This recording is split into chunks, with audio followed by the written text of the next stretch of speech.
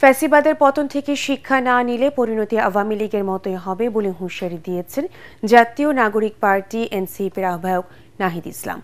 দেশ গড়তে জুলাই পদযাত্রার সপ্তম দিনে নাটোরে অনুষ্ঠিত পথসভায় তিনি একথা বলেন। এ সময় বর্তমান রাষ্ট্র কাঠামো জনগণের অধিকার নিশ্চিত করতে ব্যর্থ উল্লেখ করে নতুন সংবিধান, নতুন আইন এবং মৌলিক সংস্কারের মাধ্যমে গণতান্ত্রিক রাষ্ট্র গড়ে তোলার আহ্বান জানান এনসিপির নেতারা। নাটোর প্রতিনিধি জুলফিকার হায়দার জোসেফের তথ্য ছবিতে রিপোর্ট করছেন মাজহারুল হক মুহাজির। কালো টাকার বিরুদ্ধে রংপুর বিভাগের পর দেশ গড়তে এনসিপির জুলাই পদযাত্রা এখন চষে বেড়াচ্ছে রাজশাহী বিভাগ। এই পদযাত্রার সপ্তম দিনে দলটির গন্তব্য নাটোর, সিরাজগঞ্জ।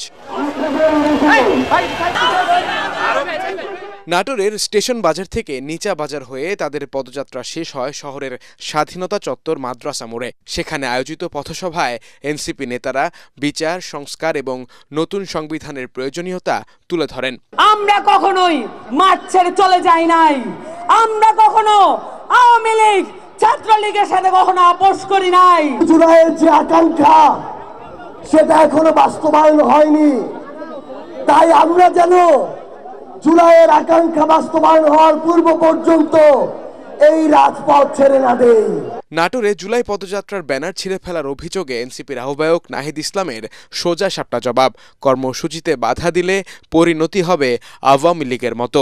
আমরা আজকেও শুনতে পেয়েছি আমাদের নাটোরের এই কর্মসূচিতে ন্যাক্কারজনকভাবে বাধা দেওয়ার চেষ্টা করা হয়েছে, আমাদের ব্যানার ছিঁড়ে ফেলা হয়েছে।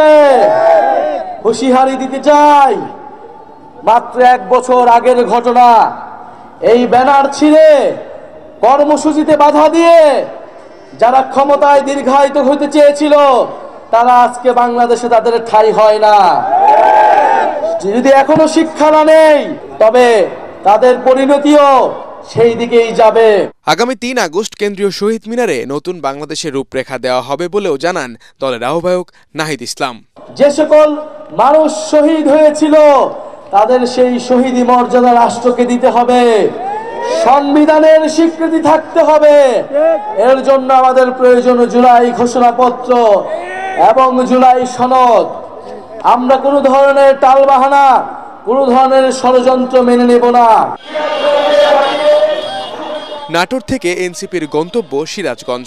এ সময় জেলার বাজার স্টেশনের মুক্তির সোপানে পথসভা করে এনসিপি। 8ম দিন হিসেবে মঙ্গলবার কুষ্টিয়া ও মেহেরপুরে যাবে তারা।